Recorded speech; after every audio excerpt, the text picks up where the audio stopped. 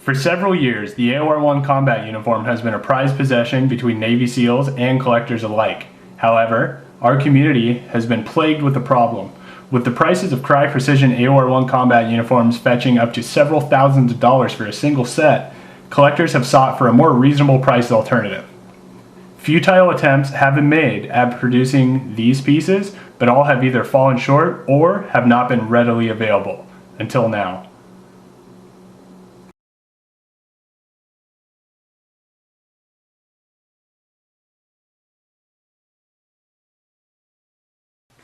Alright guys, this is a piece I'm particularly excited about to bring a review of. This is the SEMAPO GEAR AOR1 combat set.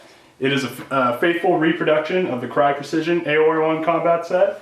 SEMAPO GEAR spent a lot of time searching for the correct materials and workmanship to help make this item, and it definitely shows in their shirt.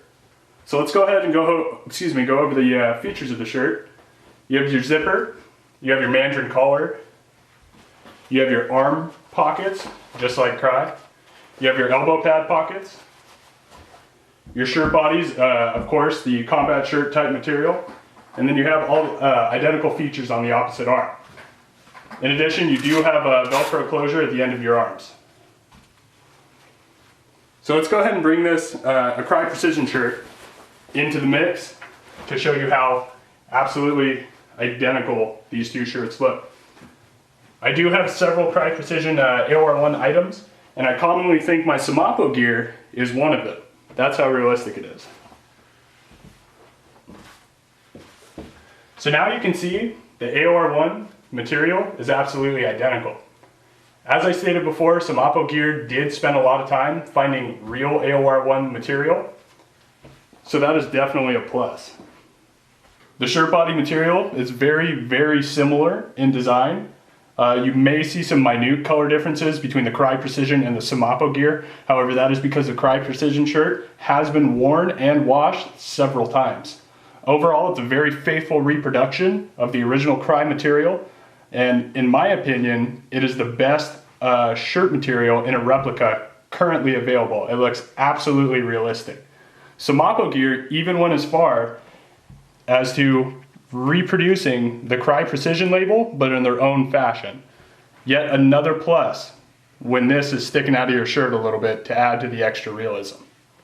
So we'll bring you over back to the pockets where we touched briefly on. This is the SEMAPO GEAR pocket. This is the Crye Precision pocket. Yet again, another faithful reproduction of the original.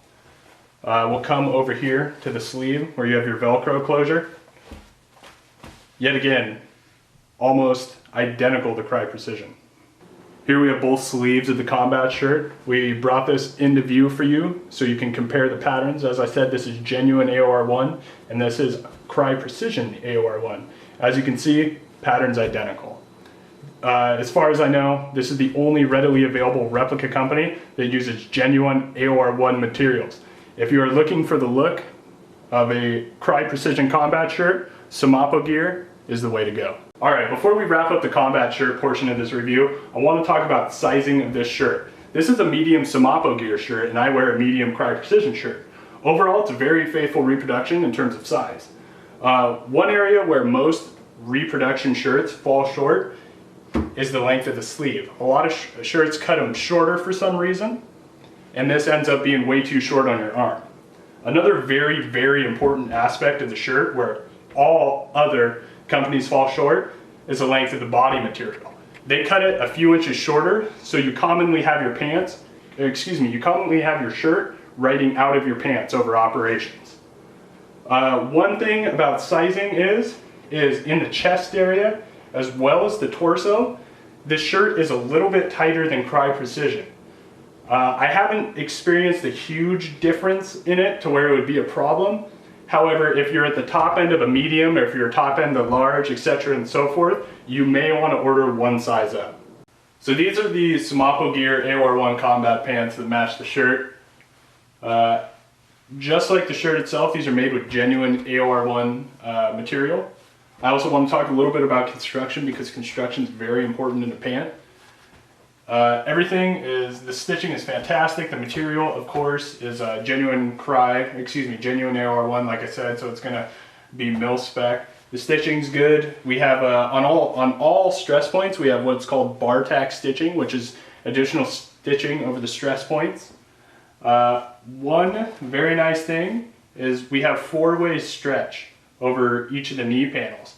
A lot of reproductions only have 2-way stretch, meaning it can only stretch up and down, but not side to side like the SEMAPO gear does here. On the back, we also have the stretch material, just like Cry.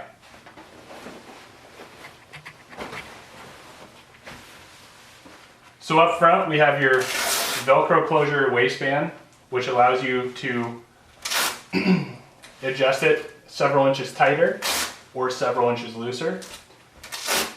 Here we have a zipper, which is a little different from the AOR1 Navy Customs. However, I think it's a nice touch because the zipper is easier than buttons to do. A little bit more convenient. Just like the Cry Precision alternative, we have a padded waistband for comfort. We have our pockets for extra stowage, maybe a cell phone, wallet, or like Navy SEALs like to do, a can of dip. In our pockets, we have our knee pad adjustment. See if I can bring it up. Which allows you to adjust the knee pad. A lot of reproductions have weak knee pad adjustment with likes to snap.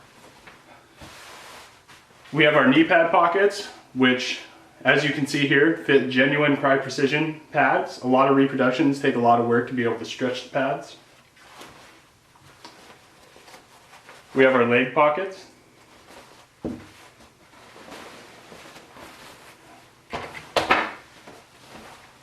We have our rear pockets for additional stowage, our side pockets for water bottles, dumping mags, what have you. And of course we have our Velcro leg closures, which allow you to tighten the knee pad to fit your knees and legs better. At the bottom here, we have our bottom leg closures, which allow you to cinch the pants over your boot.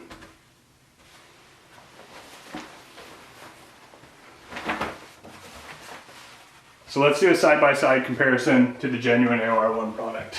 So here we have our SEMAPO gear AOR1 pants next to our Cry Precision AOR1 pants.